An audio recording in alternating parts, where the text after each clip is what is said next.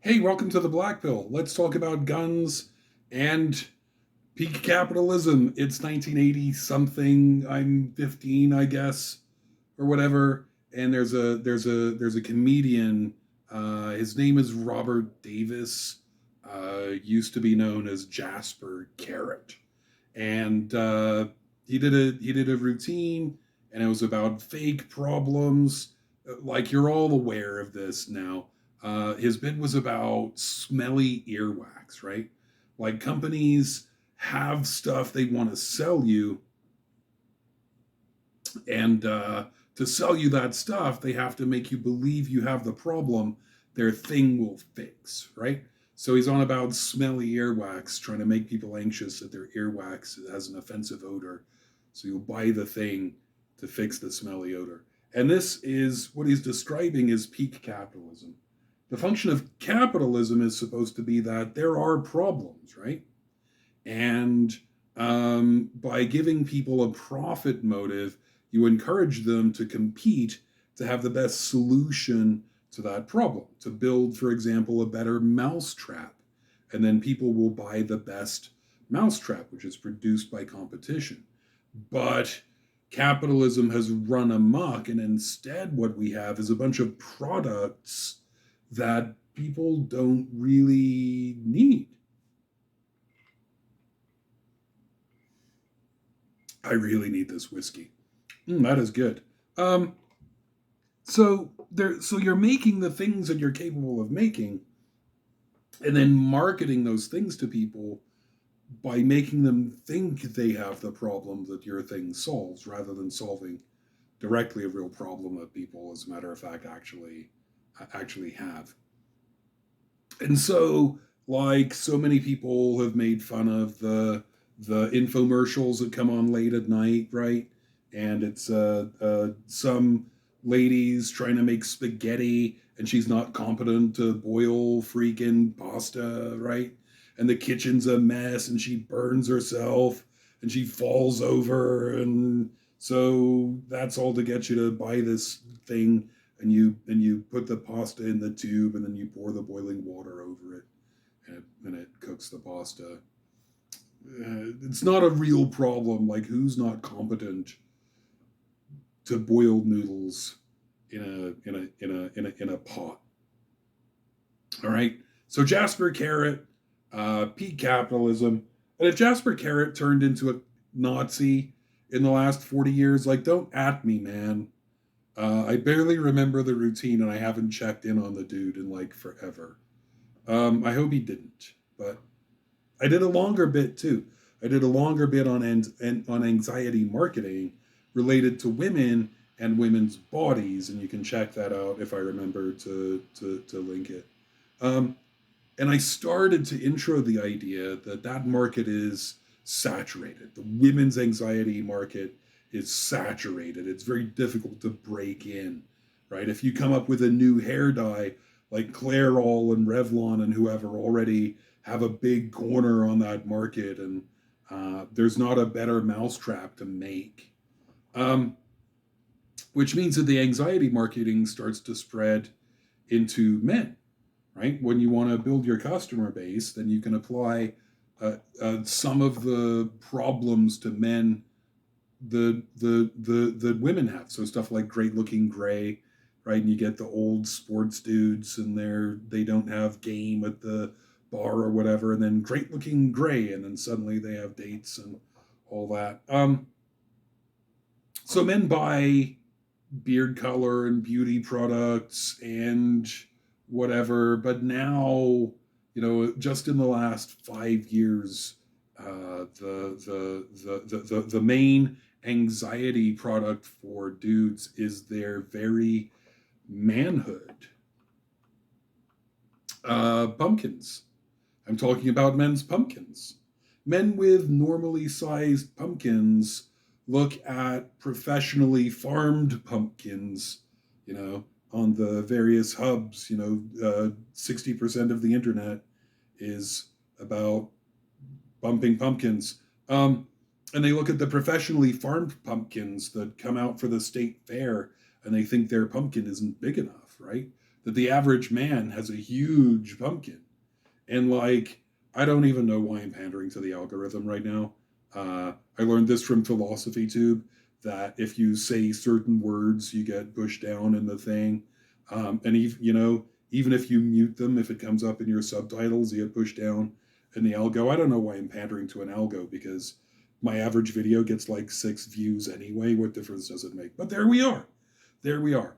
Look, it's normal too for the quality of a man's pumpkin to change as he ages. Testosterone should drop into middle age, and then things are just different. After Halloween, the pumpkins get kind of soft, and you feed them to the squirrels out back, or you take them to the zoo as enrichment. Products for soft pumpkins, low T, and so on, all over the TV, the radio, the internets. How much male enhancement spam do you get in your email? Uh, so there's that. There's that corner of anxiety marketing. What does this have to do with guns? Everything. Hang on. Wait, we're getting there. So here's a sordid fact. America is a sexist country. Yes, it is. I'm sorry. Yes, it is. Sit down, Derek. This is a sexist country.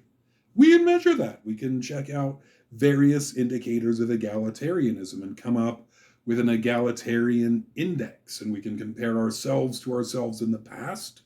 We're quite a bit better. We can compare ourselves to other, let's say, developed or wealthy nations. We kind of suck. So a lot of stuff goes into that index, like the ability for women to file for divorce, who gets custody of children in said divorce, how much money are people earning for identical work, how are household chores divided. Do we have products that cost more for no reason because they're pink, and you can measure all of that, right? You get this egalitarian index. How hard is it to be a woman in a given country compared to being a man in that country? And when power is unequal between the sexes, as it remains here, there's a lot of benefit to being a dude. And there's a lot of threat in the idea of being relegated, which is all to say, masculinity is fragile. Men worry about not being masculine enough, not just their pumpkins, but cars, the attractiveness of their spouses, political power, in-group memberships, body shape, hair, male pattern baldness, 100 other things.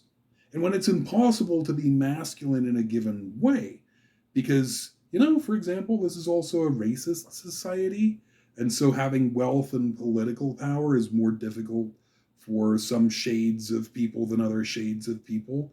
You can see men compensate in other ways. People who are historically poor tend to focus on lifting weights and getting swole, or having perfectly groomed facial hair, or really expensive shoes, or some other thing, right, that fills that masculinity gap in whatever way is possible in whatever part of the subculture.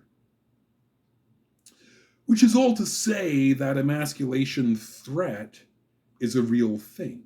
When Rush Limbaugh was on about feminazis, Nazis, that's going to push me down in the algo. Can't avoid it. He was tapping into that threat.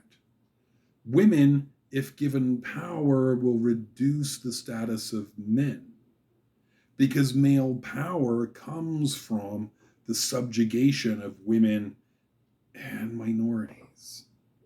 Secure men won't worry about that. But young men, seeing their economic power decline as factory jobs move overseas, seeing their social power decline as churches empty out, and so on, well, they'll want to maintain power over other groups or subgroups to maintain that sense of worth, of virility, of alphaness. Men who don't feel manly don't want to share their toys. So they're easily seduced. They're easily seduced into racism, into sexism. Uh, Marketing, right? Marketing. Um, Consider this Bushmaster ad,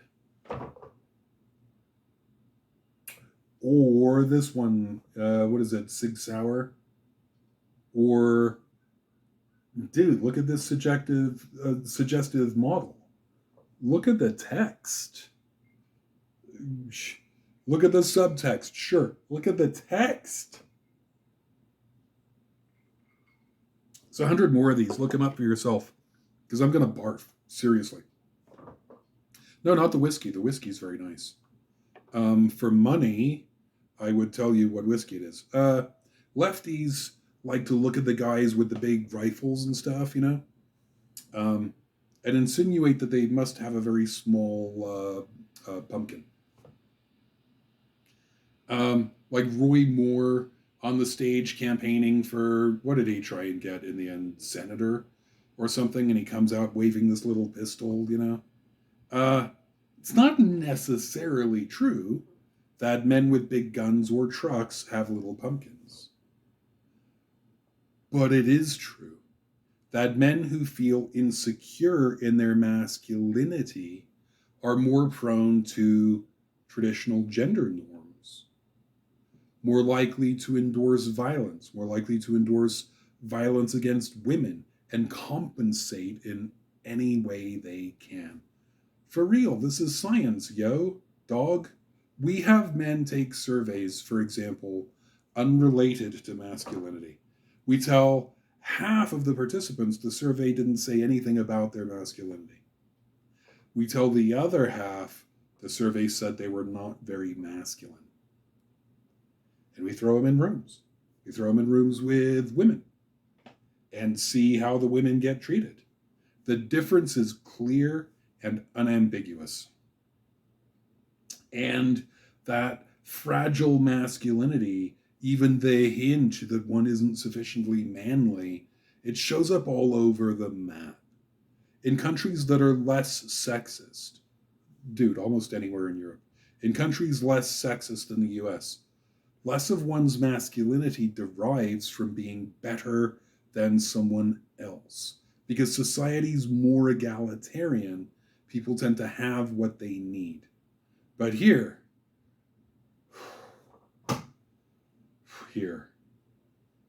oh boy. So that's one dimension, right? Buy your masculinity from Smith and Wesson, flail it around in public when you feel particularly small and hurt. Oh God, the mass shooting phenomenon. There's does not account for all of it, but it's there hard. Um, Especially the dudes with the manifestos and the replacement theory guys. Next, the gun people, the manufacturers, they make you anxious about society itself. Just to sell guns, gun makers have to sell you the idea of a society in which you're not safe. Yeah? Guns solve a problem. The problem solved by guns isn't smelly earwax. It's people coming up in your space. Um, Everyone's a danger to you. Police can't be trusted. Self-sufficiency is the order of the day. Your home is your castle. And you can't defend your castle without a shotgun. There's people on the social media passing around the clips of the home invasions. Man, your odds of being in a home invasion are less than your odds of winning the lotto and slipping on a banana peel in the same day. Come on, man. Wow. Images of black people are especially threatening here. Go buy the book Heather McGee, The Sum of Us. It's real. Mass shootings drive up gun sales and stock prices. People who should know better are buying guns. Like a third of teachers endorse teachers carrying packing heat in the classroom. That's all fake. That's all a fake problem. It's as fake as your smelly earwax. Look, man, owning guns doesn't make you any safer. This is just anxiety marketing. Trust the police. I mean, to a degree, right? To a degree. If someone's breaking into your place, go out the back or hide in a closet and call the cops from a cell phone. You know, especially if you're the type, the sort of person who these guns are being marketed towards. Someone being mugged is more likely to be hurt if they try to draw a gun. Because muggers are desperate, they're not stupid, right? You're walking in the dangerous neighborhood at night for some reason. Uh, Look, gun owners are paranoid and they don't do that in the first place. So actually, gun owners are a little bit less likely to be the victims of the crime because they're not in the places where the crime's going to happen because they're paranoid, not because they're packing, right? They don't put themselves in the. But someone, packing heat and they're. Am I cool? Because I say things like dog and packing heat. And they're in the dangerous spot, right? The mugger doesn't step out in front of you, 15 feet in front of you and go, "Hi, my name is Carl. I'll be your mugger this afternoon. If you have a weapon, I'll give you a minute to draw your gun." Do they step out behind you? They compromise you in some way. "Hey, buddy, you know what time it is? Hey, man, there's a cat. It's hurt. Come take a look at this." And you take your attention off, and then the next thing you know, there's a gun in your ribs or a knife in your back or something, and right, they have control of you, control of that situation, and when you reach, it's like they are in charge of that situation. So for that reason, an armed victim in a robbery, we have the science on this. Look it up, dude. An armed victim in a robbery is more likely to be shot with their own gun and more likely to be pistol whipped with their own piece than to successfully defend themselves with that gun. Armed civilians in a mass shooting are more likely to cause collateral damage. And I can give you a week of firearm training, and you're still more likely to shoot the other people around you than the person doing that thing who doesn't care. They're not deterred because they probably went there to die anyway. Guns kept in the home are more likely to be used in order, I think, to escalate an argument, to escalate domestic abuse, or to cause a tragedy. And tragedy includes an accidental shooting. You're cleaning your thing and your thing goes off. And sometimes right in the pumpkin.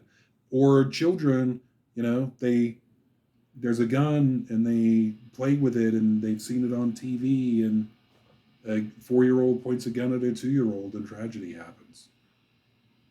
Much more likely for that to happen than for it to be used in that 1 in 300 million or so chance of a being present for a home invasion in a year. What else on that? Oh, gun safes. Yeah. So you can prevent a lot of the tragedies and half of the escalations by keeping the gun in a gun safe, right? If the gun's under a pillow, it's more likely to be used accidentally or impulsively. It's easy to access. If it's in the safe, then kids can't get it. That's good. And you, if you're frothy and whatever, gonna have a hard time, whatever. But then it's useless for its intended purpose of home defense. Because again, people aren't going to break in all gangster and be like, "Hi, my name is Carl. I'm your home invader." Home invasions are, when they happen, they do happen. They're fast. They're savage. People bust in. It's shock and awe. They take control of you in the situation, and you don't have time to go in the gun safe or whatever. "Oh, this property protected by Smith and Wesson." You have that stupid sign in your window, you are more likely to get robbed because guns have value, especially untraceable ones. Stolen guns have a lot of value.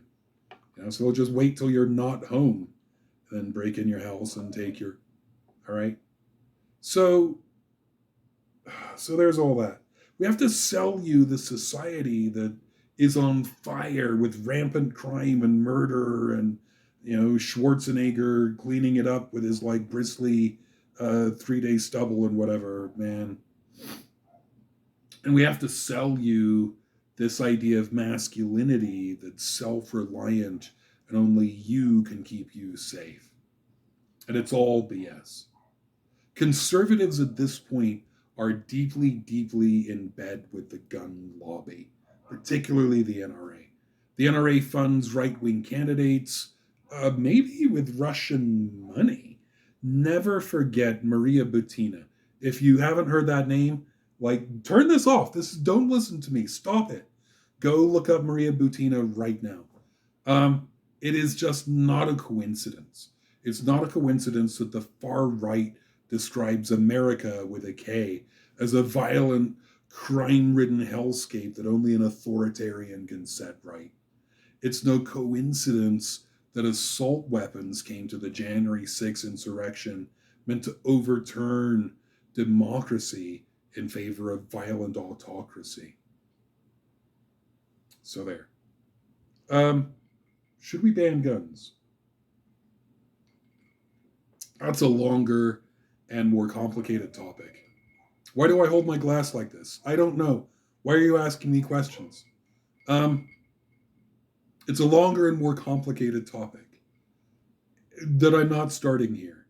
What I'll tease with now is, okay, the last couple years have been really psychotic in terms of gun crime. And those data take a long time to roll in.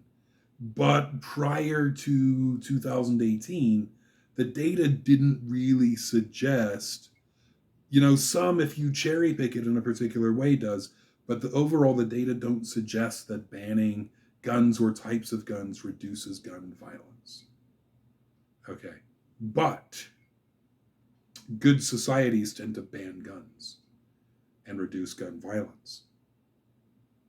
And those things, they all go together. It's not strictly a cause and effect thing. It's a correlation thing. But reasonable people who would like guns removed from society are the reasonable people. Longer, more complicated thing, a little bit paradoxical. So that's it. This has been the Black Pill, and I don't know why you hang out here. See you.